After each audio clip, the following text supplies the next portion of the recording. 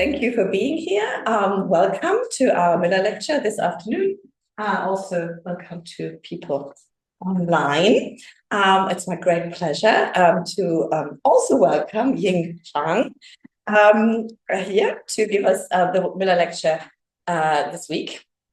And we have actually known each other for a long time, but never met in person until today, which is great because Ying and I both work on pre-modern prisons, and this is how we are connected. So it's really, really great pleasure for me to have you here, hear about your research, also meet you finally in person. So Ying is a professor of Chinese history at Leiden University, and this chair she holds is a really, really important one in the European University, a very, very old one. She's come to Leiden from Ohio at the Ohio State University, where she was an associate professor, and this is where we first met virtually, and holds a PhD in history and women's studies from the University of Michigan. She's the author of two books, Confucian Image Politics, Masculine Morality in 17th Century China, and Religion and Prison Art in Ming China, which is, I think, something you will talk to us about, this kind of concern to do with this more recent book, which was published in 2020. No, you have also recently completed a book on jailing officials in the Ming period. And then we will hear about that book. Yeah, sorry, I didn't actually read to the end. But yes, so the floor is yours. We're looking forward to hearing about jailing in Ming China. It's really my pleasure to be able to speak in this series. I really want to thank everyone to be here, and also for Julia for suggesting and inviting me because your work on confinement really inspired me a lot when I was working on jailing in Ming China. So the little book you mentioned, Prison Art and Religion, that was about the sort of the material related to art, material culture, and religion that I couldn't write about in this book. The book that I just completed, and now it's being reviewed by a press. This one is more about sort of the studying jailing as an institution and studying bureaucracy through jailing, and also studying jailing as the history of prison as family history. So I will draw on material from various chapters in this book, and thanks to this invitation, I was really able to kind of finally find time to think about this question that was constantly in my mind, sort of dependence, control, and confinement and freedom, unfreedom. They seem to be intertwined in all kinds of contexts in this study. But I feel this time I wanted to sit down and think about, do they all have theoretical potentials or historiographical potentials? I think that's an important question for us historians to think about. So I also wish I could be here for your program last week on this topic from Asian perspective. I read the program and the titles of a number of papers on early modern East Asia and Eurasia. Some of them dealt with Qing context, and they look really, really amazing. And I think some of their topics overlap a little bit with the people I talk about today. So I wanted to start with a story. This bureaucrat was jailed at some point, and his fiancée. So this is in the 1630s when the Ming Empire was fighting war, not only domestically, but also along the borders in the north. So here, these are the Mongol territories. And then the Manchus were coming down from Manchuria, and they were fighting in the north at this point. So a lot of civil and military officials were stationed in this area. Bureaucrats from different ministries were dispatched to this area to supervise military campaigns and to as administrators in this region as well. One of them is named He Ding, and he was quite successful at some point until his superior was dispatched to another appointed in another location, and the new superior didn't impeach him for some of the successful policies being implemented in this area. They disagreed on whether they should be, maintained in this region. It was financially important for the empire, which was falling apart. So he was jailed and sent to Beijing from there. And his hometown was here from the south. Today is a 3 hours of high-speed train, but at the time it was quite a distance. So he was jailed, and he had a fiancée, like Poland.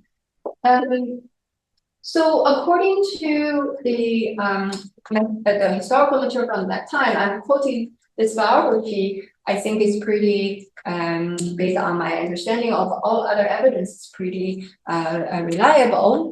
This biography tells us much about what happened to this woman during his jail time. A vicious accusation sent He Ding into jail. He wrote to Miss Yu's brother. Miss Yu was his fiancée, and proposed ending their marriage engagement. Miss Yu was outraged. A woman does not marry twice. Why have this kind of message delivered to me? I would not be a human if I abandoned him when he's in dire situation. He Ding's father, Meng Yan, became too worried and anxious after his son got jailed that he fell ill. Meng Yan had no other sons or grandsons to take care of him. Miss Yu sought her father's permission. My father-in-law has no sons by his side. Please let me move into the He household. Her father agreed. Later, He Ding was released from jail but became seriously ill. When news of his death arrived home, the whole family cried. Miss Yu wiped off her tears and said, "A great man has died because of slander and distress, but for the country, could tears do any good?" She found an heir for He Ding and arranged for his funeral.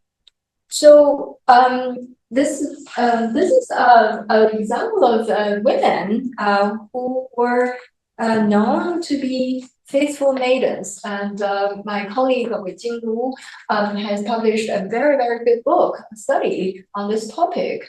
The faithful maiden were the women who were engaged, but their fiancé passed away before the wedding could take place. These women, meaning they were not officially married yet, but these women decided to remain chaste, meaning they refused to be married into another family. They want to stay loyal to the fiancé who had died. So these are called faithful maiden. And clearly this woman is one of them, but what made her different was her fiancé was still alive when she made the move into this the household. So what the story of He Ding and his fiancée is telling us is that these bureaucrats are quite vulnerable. Actually happened very often in the Ming Dynasty that they would be jailed at some point in their career. When I studied this project, I thought, well, just how come everyone I study ended up in jail? So I'm going to study them. And then I realized this was very widespread phenomenon, and I started to look at this as an institution. I will talk about it in a little bit more carefully. So the bureaucrats were vulnerable because anything happened to them might affect their family back home. So their parents, the people who needed their care, and they would need to find other resources, human resources, to do this for them. So that's another layer of vulnerability here. So here also, not only the bureaucrat experienced confinement as a professional hazard, the woman, basically she voluntarily get into this kind of environment of confinement, because if she is married, like now wanted to be married into this household, then she would have to follow the principle of separation of gender space, and that's a kind of female confinement. But when she goes from her role shifted from fiance to a widow, that actually was empowering process. Now she has some voice, she has agency. So this is an interesting scenario of sort of weighing confinement, agency, power, and sacrifice. So this is an outline of today's talk, sort of some of the stories, observations, and questions I would like to share with you. So I wanted to think about the bureaucratic empire of the Ming from the lens of dependence and vulnerability. And I have the book cover image of Familial State by historical sociologist Julia Adams here, because this is an example of looking at patrimonial bureaucracy from the perspective of power dominance, distribution of resources in actually the Dutch Golden Age era as an example. It's very good study of patrimonial, patriarchal bureaucracy. But I want to use my historical sources and case studies to flip it, to think about whether the lens of dependence and vulnerability will change how we understand patrimonial bureaucracy in history. So all this is because jailing as a professional hazard occurred to so many people in the bureaucratic career of so many people in the Ming Dynasty. And in this talk, I will look at these bureaucrats as patriarchs. I will look at the patriarch and his household, his domestic domain, and I will look at the master and his concubines, whose status was very ambiguous, and the master and the servants who were part of the household. I trust that some of your guest speakers last week talked about the sort of the slave status, the servants in Chinese families. And then additionally, I will think about the relationship between elite and non-elite people by looking at jail staff in the Ming. So finally, I will wrap up the discussion with some theoretical and historiographical questions I would like to think with you about. So here is this institution that we're looking at, bureaucratic discipline in the Ming. And this is a very idealistic design, believe it or not. So the assumption is, today's, I'm not sure of Europe, but in US context. So the official is being accused of doing something illegal or some kind of misconduct. They could be impeached, they can be charged. Some of these crimes are considered public crimes. They are work-related, and others are considered to be private crimes. Private crimes, some of them are also work-related, but these are involved personal misconduct on the job, or completely personal misconduct violations or crimes happening within their households. So this distinction is quite unique in the Chinese context. In any case, so when an official was impeached, when they were serving, then they go through this process. First, they will be jailed during the investigation. Like today, in the United States, someone was charged, and then this person would be put in jail. And if his family or family could afford to pay for it, they could be released temporarily, waiting for the result of the investigation and trial. But in the Ming, bureaucrats, they after impeachment, many of them were jailed and investigated. This process could last the shortest I studied is 3 days, the longest was 48 years, 38 years. And then at some point, the legal assessment will be delivered from the legal offices, and with some kind of suggestion of sentencing. And these will be reviewed a couple of times by different government agencies, and eventually they will come to a decision about the punishment. Or if this person was innocent, then he will be released back to work, and as if nothing happened. Or they could be punished, receive some kind of punishment ranging from fine to demotion, to loss of their official status, to exile, and the worst, execution. Okay, so this is the process. My book actually looks more closely at what happened during these months and years. And that's why I studied as a social history, family history, and history of religion. Okay, so this is the idealistic design. The founding emperor thought, okay, this is so easy. You put someone in jail, you go through this investigation, you gotta choose, and then this person received the corresponding punishment decision. It's so easy. But of course, as we know, it never goes so smoothly. There's corruption, of course, political intervention. Most importantly, in pre-modern times, investigations took a long time. Many of these cases actually, for instance, go back to this map, and this is a big empire, right?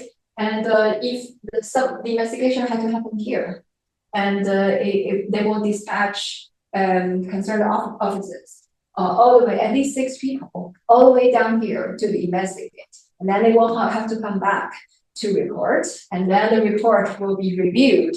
And then if this doesn't go right, they will have to send another team. So this oftentimes takes a long time, and these people suffer a great deal in pre-modern jails. We know how bad the conditions could be. So that's why this became a big problem, jailing. And there were, in my book, I talk about the attempts to reform the system. So who could be exempted from jailing during the investigation, and how they could do what they could do to get them released sooner, things like that. But that's not the focus of today's talk. So I wanted to start with a patriarch and his domestic domain, or how they remotely control their household when they were in jail. So this is Yang Jue's hometown in Shanxi. If you know the terracotta soldiers, this is about 50 kilometers away from that city. So I took these pictures at the 2 ends of the main road in the village. His descendants still live there. I visited them about half a year ago. So these are dedicated to him. He's remembered as a local hero. He was jailed for 10 years after he spoke against the emperor, critiquing his policies. And the emperor, ordered an investigation into the intention and whether he had collaborators in the government plotting against the emperor. So he was jailed, being quote unquote investigated for 10 years.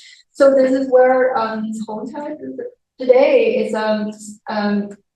not a long distance if you take high-speed train. By the time you have to go through mountains together, it's quite a trip. But his family made multiple trips, and we'll look at some of the stories. So I visited this is his the 16th generation descendant. And so living here is the guardian of his family shrine now. This is the courtyard, the family shrine, the statue of Yang Jue in the middle, and incense, and of course I bear incense to him. The village still half the village share the same surname. They still live there, and one of them is a representative of the local intangible heritage. This kind of paper cut and he made hundreds of paper cuts based on the story of their ancestors. These two, not the pictures are not perfect because the light was a bit awkward at the time. So these two images are representation of his experience in jail. This one supposedly he's being tortured, beaten by a jailer. We'll talk about the jailers in a little bit. And this one shows, so this is the light coming through the window into the cell. He's working on his scholarship. He published lots, actually, based on his work in jail. So he was a very emotional person, and he wrote a lot of family letters, to give orders, instructions. A lot of these letters were addressed to his sons. So in one, here I'm quoting one of them. He's writing this letter to his oldest son. You must relate this to your mother. The whole family should live in caring and harmonious relationships and be considerate. The whole family should try to survive the difficult conditions together. Distrust and the grudges must be avoided. If you fail to maintain a peaceful household, you will be laughed at by people near and far. If you're able to follow my instructions, even if I die in jail, I will not have any regrets. A friend, Zhang Tong, is returning home, so I have written these instructions for the whole family. Please try to understand my feelings. Try to understand my feelings. This family letter should also be put on the central wall of the inner quarter. You should read it aloud a few times so the whole family know what it says. You must do this. You must. So he repeats this very often in his letters. Try to understand my feelings. He also sometimes would imagine he was sick, and he would have skipped heartbeat and things like that. So this really kind of affected his mental health, and confinement enhanced this anxiety. And some of his colleagues react differently, but he actually tried to deflect some of this anxiety by increasing his control of his family remotely. Here's an example, and he was not the only one who sent family instructions back home, giving specific orders. And he's very specific about where to put up these instructions. He keeps mentioning this. Exactly in one place, he mentioned which wall it should be, like West Wing, which hall it should be, and read it to the whole family. This is actually a house from the time period, still in the same province, not in the same village, but you can get a sense about sort of the layout of the typical house in his hometown. So this village actually today still known for its family instructions, something like that. So in one of the letters, he actually talked about the expectations for the household. These distinctions between inner and outer, and between men and women, must be carefully observed. Male kids from other families should not be allowed to hang out in the inner space. I trust you will pay attention to this. Don't ask young maids to go to the fields alone. Tell your mother that other people's kids might not understand how to behave properly. She should do what is good for them, to protect them and to make sure they don't make bad mistakes. This will allow us to accumulate virtue and avoid dishonor. Where you could install thorny fences on top of the walls in the front or back of our house, install them discreetly. So this is about basically, a patriarch giving orders about household management, separation of gender space within the household, and also trying to protect so-called the chastity, the order of the family by, setting up these thorn fences. So he's, before he was jailed, he didn't send this kind of instructions, but now he's in jail, he's in confinement. He constantly imagined what would happen to women, to his household, whether they were following the disorders, being a model family at the time. And so much so that he got very nervous when he heard about bandits attacking a neighboring village. A lot of women died in that bandit attack. Also, I'm giving you this picture to show the area. I took this when our car was driving on the county road to this village. You can see how barren this area still is. And typically people will set up standing for their ancestors. The troops will be very close to the fields. They still practice these things in this area, and the mountains for them. So they have to cross these mountains to travel to the capital. Bandits attacked the neighboring village. Women died. So he got very nervous. So in jail, he was thinking, what could I do? What can I do? What can I do? So he decided to write his sons and ask them to buy knives to distribute to these women in the family, servants, maids, young wives, sisters, so that if the bandits attack the village, they could all kill themselves. But his sons apparently ignored his order, and the patriarch got very, very angry. And then he decided he's going to take action himself. So when someone was coming home carrying all his books, he asked this guy he bought 40 knives and asked this guy to put the knives in his book boxes and took them home. And then he wrote to his son, please get the knives that he sent to Beijing, from jail. Distribute them to the women and girls in the household. Each of them should have one.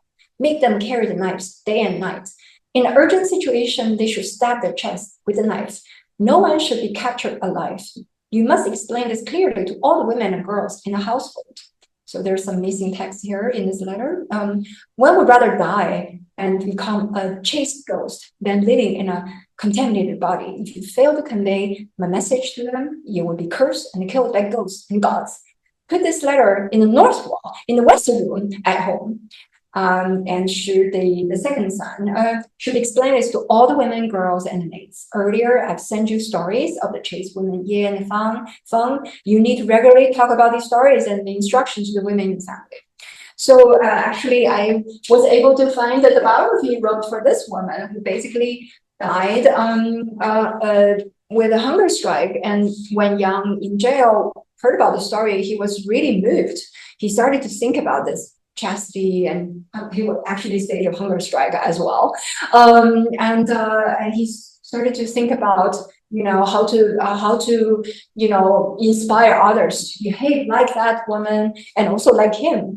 So this is a very good example to show how the patriarch in confinement with intense anxiety, desire to control his household, how extreme their actions could be.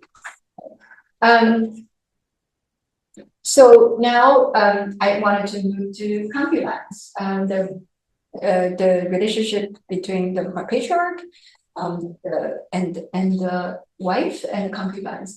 So you probably know or heard from your previous speakers that concubines, their status was pretty ambiguous in imperial China. So some of them are purchased, many of them are purchased. And their status or roles in the household could be somewhere between that of a maid or a female slave. So a lot of scholars argue this is actually a form of female enslavement. They just don't call it that way. You call it in a familial manner.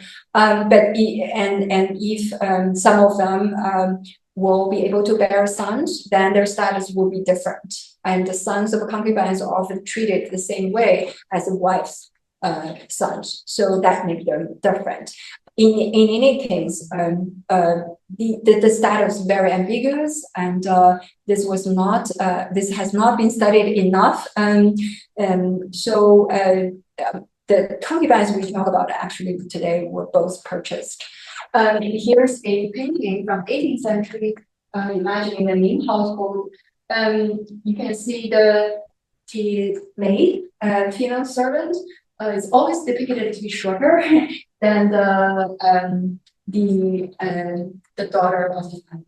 of the wife family, because their status is lower. Okay, so here we have an interesting case of not a faithful maiden, but a faithful maid. So when a guy was Shen Shu, he was jailed in Beijing. So his family was also in the south. His wife was traveling from home to Beijing to visit him, and she also bought a girl to be his concubine.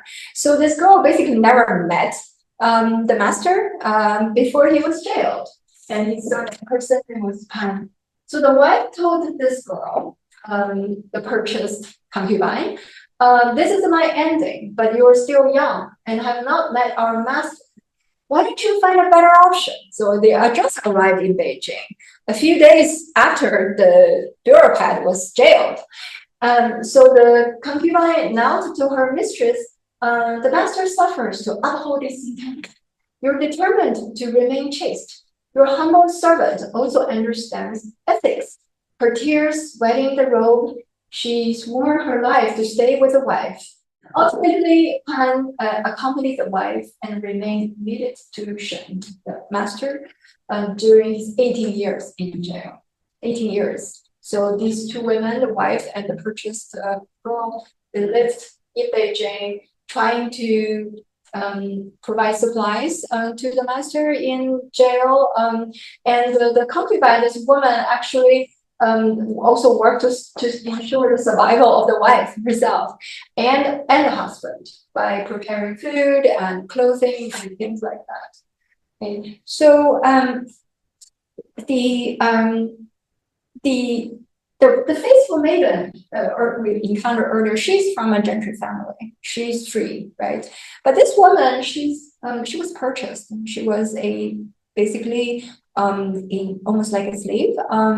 And she never had a sexual relationship with the husband, bureaucrat. Therefore, she was both free and if her status as a concubine was established, she could enjoy some freedom. But if she were treated as a maid or a slave, then she had complete dependence on the household, which otherwise she would not have survived. So she needed to stay with this woman in the family, but she also supported the wife and the master in confinement. So this is a very interesting kind of entwinement of dependence and freedom and unfreedom. And basically, these two women were living a life of self-confinement while they were in Beijing, awaiting the release of the bureaucrats. Here's another example. So this official, he was actually eventually executed after 4 years of jailing. So when he was departing from home to serve in the government in Beijing, a concubine was supposed to accompany him. But then they found out the concubine was pregnant. And the wife decided, okay, this concubine better stay at home because she cannot serve our master. So I'm just going to send another woman. So she had a maid. And she told this maid that I think you should, go up north to the capital with the master. And so this maid became a concubine. The ceremony for 15-year-old, 16 by our standard is 15 is the Chinese way of counting it. So they will perform this kind of ceremony, pinning the hair to become adult in ordinary families. So the wife pinned the hair of the girl, the maid, a female slave, and turned her into the concubine of the master. And so this young woman went to Beijing with the master, and 3 months later, the master was in jail. So she was basically living in the residence by herself. So, but she couldn't leave because she had no other home, and she had to live in this residence in Beijing. And the master didn't really to anything. His sons were helping taking care of everything. So this woman was basically, just praying for the master and trying to make herself useful in some way. And she would ask the master through via the male servants, can I make you some clothing? Can I make you some socks? The master said, just take care of yourself until I'm released. So she was in this kind of weird situation of confinement as well, and servitude. So then I learned about her networking with other women in the families of other jail officials. So this is one passage that describes their connection by her master. It was the postscript on the Buddhist sutra, and so this master describes that another fellow bureaucrat, also jailed, they often sat by the dim light in jail and look at each other emotionally. They were family friends, actually. So this fellow bureaucrat told me that his mother and wife both observe vegetarianism and recite the Dhamma Sutra every day. So I had my copy of the sutra sent to his mother. His wife learned my concubine and was living close by. She gave my concubine a copy of the Heart Sutra, handwritten by herself. Her excellent calligraphy reminds one of Madame Wei, whose brought forth the arrival that considered good, basically describing how beautiful the calligraphy was. My concubine, in turn, gave Guo's wife a copy of the Dhamma Sutra. So when I first read this postscript, I just assumed for a long time that these women were socializing. But then, after I read it more carefully, I started to think, well, if they exchange sutras outside of jail, how come this man knew about the calligraphy of one of the sutra copies? So he might have seen it. So they might have socialized via the man in jail. So everything was passed through jail to the other family. It could happen like that. Or the women might have socialized sort of their study of women's culture, women's subculture. Women only cultural circles. That's possible as well. So in any case, this woman lived a very lonely life, and she died in a couple of years. Of course, eventually the master was executed as well. Yeah. So this is another sad situation in which this woman herself was a female slave, and she had to kind of basically live through a pretty miserable life after the bureaucrat was jailed. So just to wrap up this section of the talk, so we looked at the jail patriarch and his household. He was kind of, some of them conducted a kind of a remote control, and they really sort of it's the environment of confinement and the sense of vulnerability, and actually the reality of vulnerability that enhance their desire to control and their household more tightly. When we look at the dependence of the concubine or the female slaves in this situation, is a little complicated. It's never really very clear whether they were completely dependent or completely independent or free, because they had to depend on this family, even though the master was in jail, to continue their life, because they had no other way to make a living. They also performed the caretaking works to the wife and to the jail, the girl. It has some agency, but overall, they face a lot of financial insecurity and also physical unfreedom. Now I wanted to move on to talk about the male servants. Basically, most of them are bond servants. For generation after generation, they work and live in these bureaucrats' households. So I wanted to look at them as main caretakers in jail and their relationship with their masters. So these are not male servants, and I think this is a jailer. This is from the dynasty after the Ming dynasty. I couldn't find any images. So supposedly this person in jail was cooking. Actually, they cooked, and some of them got poisoned in jail or from cooking. This person was delivering food prepared for their family from outside of jail. You can see this little tag. So the tag would tell the jailer which cell this is going to. Okay. So the food was usually prepared by the family of the bureaucrats and sent to jail 3 times a day because they were not supposed to eat the jail food. Jail food belongs to poor people. Well-to-do families, they prepare their own food. However, it depends on the circumstance. Some of them are being politically, surveilled, or their case was too sensitive. And they might, for some time, didn't have enough to eat or didn't get enough money sent in. In one case, one official, he found something that abandoned by another inmate, and it's a broken table or something. And he told his servant, go sell this to other inmates and make some money. He was too embarrassed to do it himself. So this male servant said, okay, I'll do it.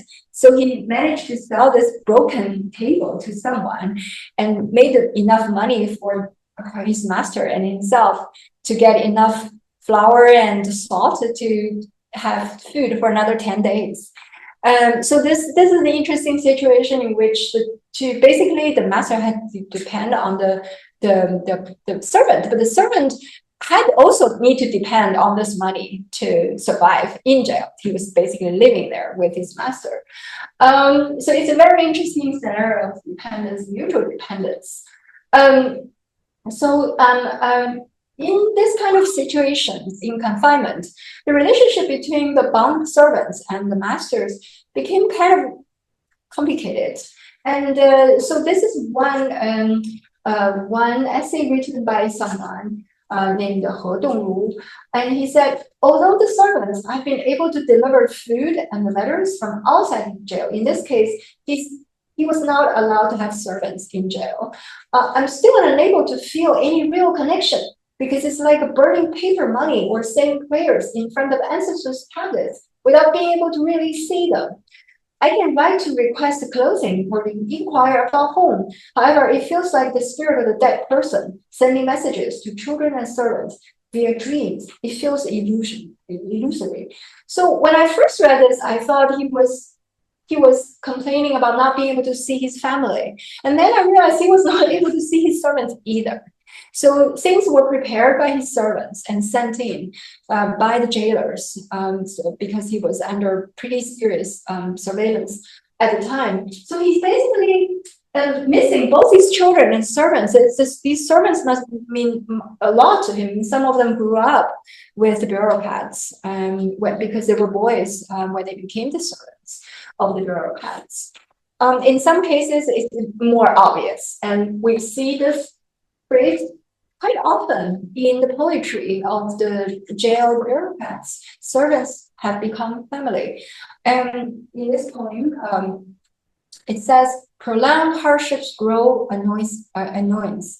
Understandably, friends and relatives turn away. Servants have become family. 4 or 5 remaining by my side. He has 4 or 5, and this is rare. Most common, you have 1 or 2, and sometimes they had quite a few outside of jail taking care of everything. and they have one or two inside the jail. So, in this poem, he's appreciating their company, and they almost become his family. Almost.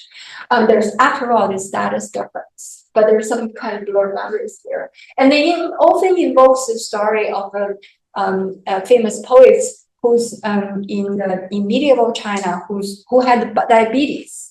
And his servants, his two male servants, they built infrastructure to get water to his house, so that every time he felt thirsty because of diabetes, he will immediately have water to drink. So they often use this historical literary allusion to talk about, to praise their servants and their loyalty. And here's another example of servants have become family. Servants have become family. Busy into deep cold night, when letters stop, letter family. Home is an empty idea. In the crisp autumn, everything turns heavy. As our eyes met in this deep cold night, troubles of illness feel like a blessing. So he's sick. His servants were taking care of him. He felt like the servants had become family. So this kind of expression. But in early times, as its painting shows, these are officials from the Ming Dynasty. And it's here, male servants. In an ordinary setting, in a studio, in a gallery, the status difference is very, very clear. Okay? And everybody can tell from by just looking at the painting who are the servants, male servants, and who are the masters. But here in jail, the status boundaries started to blur, and the feelings, emotions are kind of bridge the boundaries.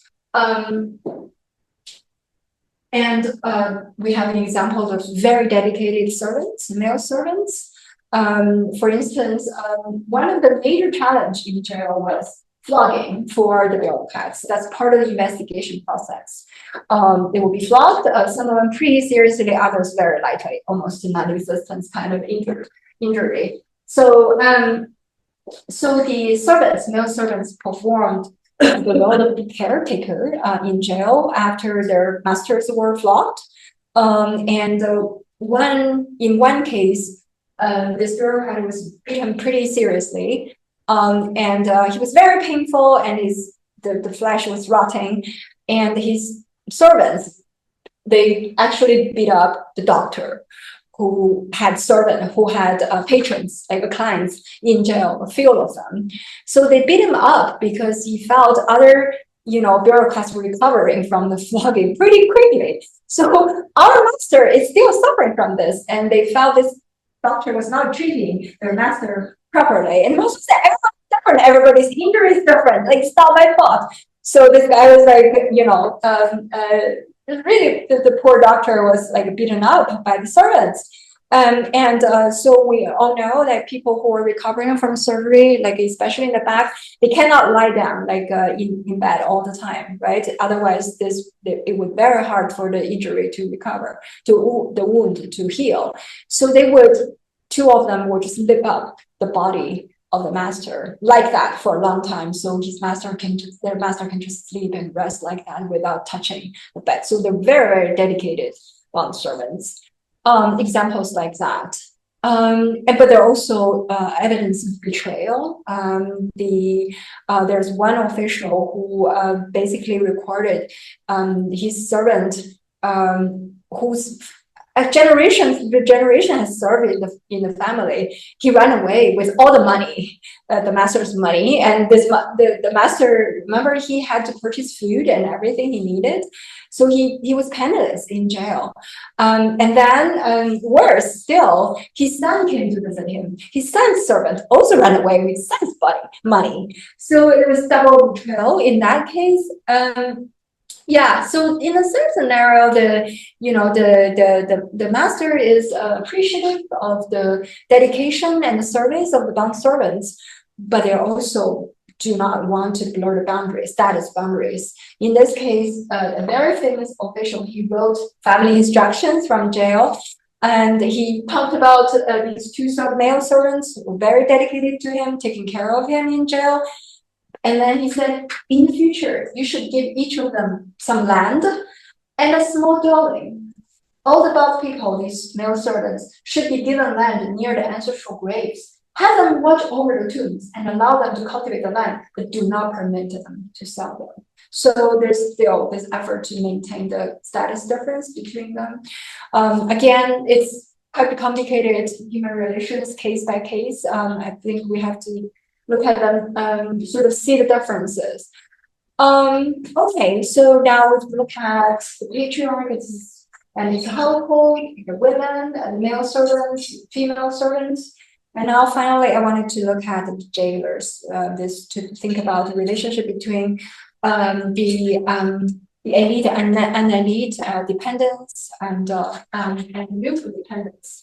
So this is a stereotypical description of the profession, the jailers. And here, this is a long record from the Ming official records.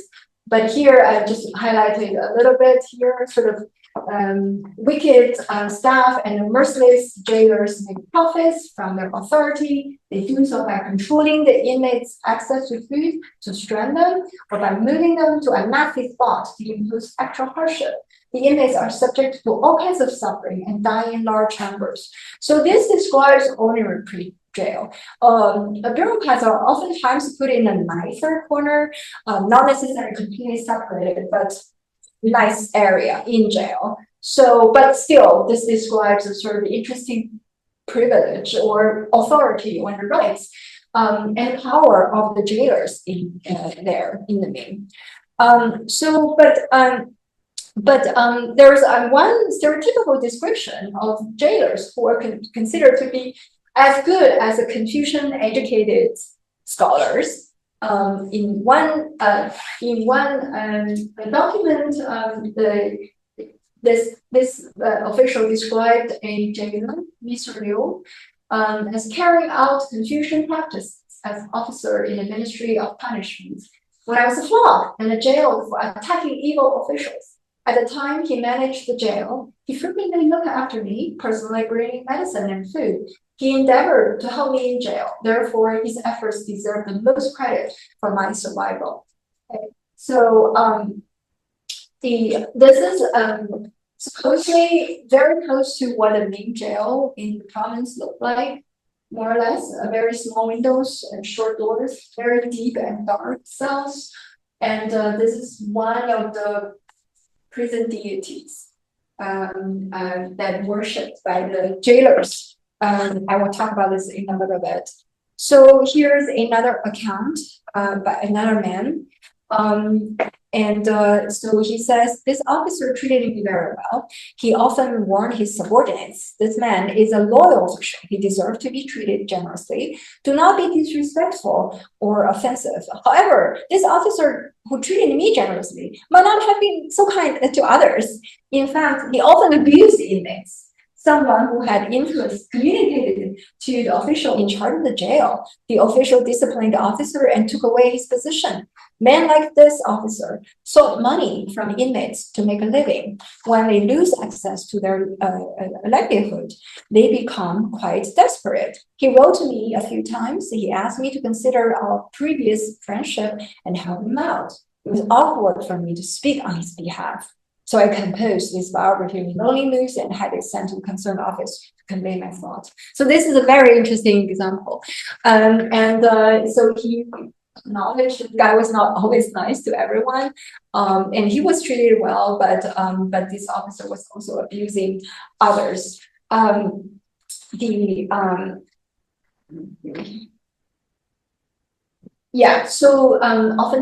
they serve this profession. There are few options, and this was a good one. They can make good salary, and they can also get money and from the family of the jail, the bureaucrats. So there are some benefits from them. However, this is a very stressful profession for them because they walk a fine line between following the orders and also making profits. The officials in jail also oftentimes describe them very negatively. In one case, this official in a poem, he was using this just like a conversation with the models in the courtyard. So these educated men in jail, they were looking for anything that would make their life colorful in jail. So when they saw these flowers, marlows growing in the corner under the wall, they were really fascinated, and they would flock to see these little flowers. And then one day, when they woke up, the flowers are gone. Apparently, the jailers want to keep the place tidy. They killed all the flowers, and these elite men were mad. So they wrote poems to complain about these petty men, like uncivilized guys in jail, and sort of who can lend a helping hand and moving a bloom to the courtyard. So that's an example of it. And they're just doing their job. But in the eyes of the elite, these were immoral men who don't understand morals. And in another case, talking about the cranes, there were all of the cranes flying around in the forest near the jail. So one day, a beautiful crane fell into the courtyard of jail, and the guards were very happy. They took this crane to their superior, and they plucked the beautiful feathers off the wings of the crane, and everybody got a really laugh at it and had a great fun. But these educated elite were again very, very upset. They felt these uneducated jailers, they only wanted to, they don't feel the bird's sorrow. They capture them to please the people. Okay, so they're using these examples to reflect on their own situation and to comment on the low status, lack of education, low status of these jailers. I thought this was an isolated instance, and then I found other poems written by jail the bureaucrats, and then I realized that there were cranes frequently flying in this area, and they were thinking about it. So these were some stereotypes and the extremely benign jailers, or really uneducated petty men. But actually, in everyday interaction, it was very complicated. The jailers needed this job, and they also want to do a good job to benefit from it, have access to the elite men. And the jailed inmates really needed these guards to take care of them. So we find examples of poems writing fondly about the guards sleeping in the same cell, watching them. Actually, they were snoring. It was funny. So this kind of almost like a friendship-like relationship between them. And then when they talk about the rotation of the guards, they talk about which guards they prefer, and they will miss them when they rotated off. And then some guards have life-saving skills, professional skills, like they can identify a dangerous wound or something, and they can try to help cure the wound using their own medical knowledge. And then some of the guards will bring their children's essays and ask these bureaucrats to correct the essays and help their sons to learn the classics. So there were actually, the everyday interaction is much more complicated than these stereotypes, and shows what is involved in the professional life of these low status jailers and these jailed bureaucrats. This is a very stressful profession, and the elites themselves understood. So they have to keep them alive. Otherwise, these jailers will lose their job. So they really need these jailed bureaucrats to be alive. So in one sense, this guy said, well, jail guards saw me become extremely anxious and emotional. They immediately enhanced surveillance to prevent me from committing suicide. That night, they bound my arms with iron chains, kept watching on me. So didn't want him to commit suicide. He was very anxious that night. So, and sometimes they're asked to report on these jailed bureaucrats. And their superiors wanted to say certain things, but this jailed bureaucrat was very stubborn. He said, "I'm not going to say things for you to report so that you can get some benefits. I'm just going to be honest. And if I say something unintentionally and you report it, I don't feel guilty if I intentionally said something for you to report. To manipulate the emperor's mind, I would feel ashamed, even if it could help exonerate me. So these jailed elite are difficult in jail, and these jailors, they really try to manage. And they need to follow the orders of people elsewhere. They need to make sure they're alive and they don't commit suicide. Sometimes they got the instruction to make these people suffer. So how to make them suffer and also keep them alive? That's also interesting balancing, and also and these officials themselves had their own moral standards to speak of. So this is a very stressful situation for some of them. The jailed bureaucrats, they also thought about this situation constantly, and many of them practiced the Buddhism, Taoism, and thought about sort of how to manage this relationship. And one of them actually talked about invoked this famous teaching, Buddhist teaching, friends and foes are equal, sort of this karmic debt. So if you keep repeating this dynamic, always treating the other person as an evil person, you will never be liberated, be enlightened. So, so they were trying to practice this and not to think about these dependence and abuse and power dynamics in jail to try to achieve their Buddhist transcendence. And the jailers themselves were also deeply influenced by the religious culture at the time. They were afraid of being punished by gods and deities for what they did in jail. In this record, we learned that a guard confessed to me, "Today I submitted a positive report about you." I asked why. He recited a passage from this famous classic. "When heaven sends down calamities, it is still possible to escape them. When we occasion the calamities ourselves, it is not possible any longer to live." Then he said, "I'm one of those who occasion calamities," meaning causing sufferings of the jailed bureaucrats.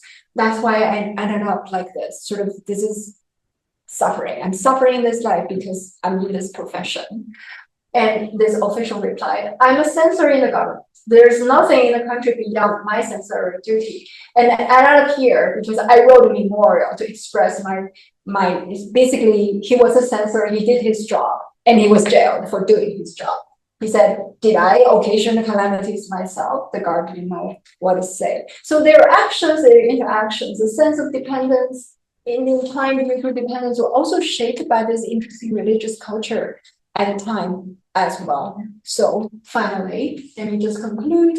So I just studying, looking at jailing as an institution, as a professional hazard for the bureaucrats in the Ming Dynasty, and how much family resources were mobilized to help these people, to keep them alive.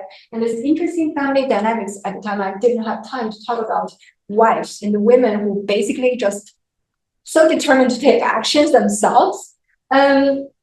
So it's interesting to think about unfreedom, confinement, power, and vulnerability.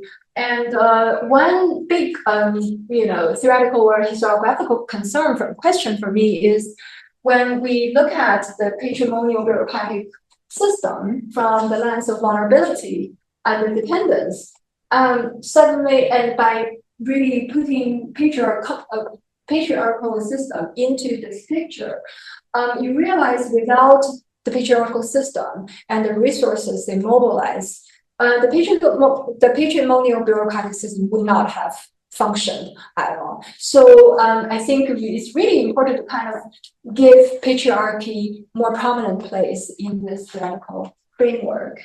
Also, additionally, I'm just wondering, in the pre-modern conditions, when life was hard to begin with, and a lot of things we assume, take for granted today, were not realistic, practical at the time. So there was kind of maybe a higher level of exploitation and brutality, but also because of the, all these people were vulnerable in some sense, and there's so much more interdependence. Whether we should look at this differently and just Or, especially because I studied the elite, I wonder if when there are moments of vulnerability and dependence, are these moments meaningful to me? After all, these are privileged people. They have more resources. Should I take their vulnerability and dependence seriously? But this question, I don't have an answer to it. I'm looking forward to thinking with you. Thank you so much for your time and attention.